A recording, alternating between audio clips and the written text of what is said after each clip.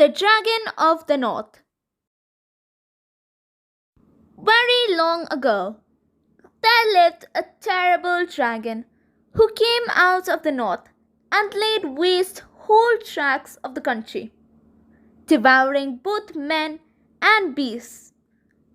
This dragon had a body like an ox and legs like a frog, two short forelegs and two long ones behind.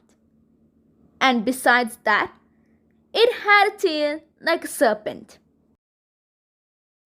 When it moved, it jumped like a frog, and with every spring, it covered half a mile of ground. Nothing could hunt it because its whole body was covered with scales, which were harder than stone or metal. Its two great eyes shone by the night and even by the day like the brightest lamps, and anyone who had the ill luck to look into them became bewitched and was obliged to rush of his own accord into the dragon's jaws. In this way, the dragon was able to feed upon both men and beasts without the least trouble to itself, as it needed not to move from the spot where it was lying.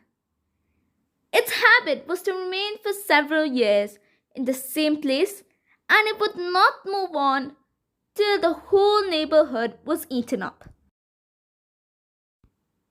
All the neighboring kings had offered rich rewards to anyone who should be able to destroy the dragon, either by force or enchantment, and many had tried their luck, but all had failed miserably. However, there was a saying that the dragon might be overcome by the one who possessed King Solomon's signet ring, upon which a secret writing was engraved. This inscription would make anyone who was wise enough to intercept it to find out how the dragon could be destroyed. Only no one knew where the ring was hidden. At last, a young man with a good heart and plenty of courage set out to search for the ring. He took his way towards the sunrise because he knew that all the wisdom of old time comes from the east. After some years, he met with a famous Eastern magician and asked for his advice in the matter. The magician answered, "Mortal men have but little wisdom and can give you no help. The birds of the air would be better guides to you if you could learn their language. I can help you to understand it if you will stay with me a few days." The youth thankfully accepted the magician's offer. Each day for 3 days, he drank 9 spoonfuls of a powerful potion which made him able to understand the language of birds. From then on, the youth never felt lonely as he walked along. He always had company because he understood the language of birds, and in this way he learned many things which mere human knowledge could have never taught him. One afternoon, when he had sat down under a tree in a forest to eat his lunch, he heard 2 gaily plumaged birds discussing how he could only find King Solomon's lost ring if he sought help from the witch maiden who, at dusk, would wash her face in a magic spring to stay ever young and beautiful. The birds were going to watch, so the youth immediately resolved to follow the birds to the spring. When the birds flew away, the young man's heart beat with anxiety lest he should lose sight of his guides. But by running as hard as he could, he managed to keep them in view until they again perched upon a tree. The young man ran after them until he was quite exhausted and out of breath. And after 3 short rests, the birds at length reached a small open space in the forest, on the edge of which they perched in a high tree. When the youth had overtaken them, he saw that there was a clear spring in the middle of the space. He hid himself at the foot of the tree and waited. When the evening light had quite faded and the full moon was shining down upon the forest, there came out of the wood a maiden, gliding over the grass so lightly that her feet seemed scarcely to touch the ground. The youth had never in his life seen a woman so beautiful.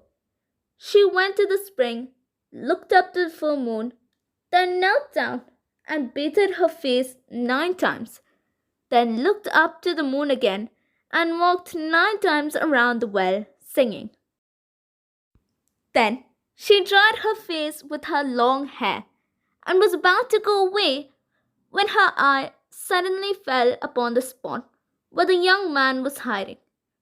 The youth knew that he had been discovered and rose, saying, "Forgive me, beautiful maiden, if I have offended you by watching." The maiden answered kindly, "Come and spend this night in my house. You will sleep better on a pillow than on damp moss." The youth hesitated, but he heard the bird sing from the top of the tree, "Go where she calls you, but take care to give no blood, or you will sell your soul." So the youth went with her, and soon they reached a beautiful garden where stood a splendid house which glittered in the moonlight as if it was built out of gold and silver. When the youth entered, he found many splendid chambers, each one finer than the last. Hundreds of candles burned upon golden candlesticks and shed a light like the brightest day. At length, they reached a chamber where a table was spread with the most costly dishes. At the table were placed 2 chairs, one of silver and the other of gold. The maiden seated herself upon the golden chair and offered the silver one to her companion. They were served by maidens dressed in white, whose feet made no noise as they moved about, and not a word was spoken during the meal. Afterwards, the youth and the witch maiden talked pleasantly together until a woman, dressed in red, came in to remind them that it was bedtime. The youth was now shown into another room containing a silken bed with down cushions, where he slept delightfully. Yet he seemed to hear a voice near his bed, which repeated to him, "Remember to give no blood." The next morning, the maiden asked him whether he would not like to marry her and stay with her always in this wonderful place. The youth was tempted, but he remembered how the birds had called her a witch, and their warning always sounded in his ears. Therefore, he answered cautiously and asked for some days to consider the matter. The maiden agreed, and to make the time pass pleasantly, she took the youth over every path of her beautiful dwelling and showed him all her splendid treasures. One day, the maiden took him into a secret chamber where a little gold box was standing on a silver table.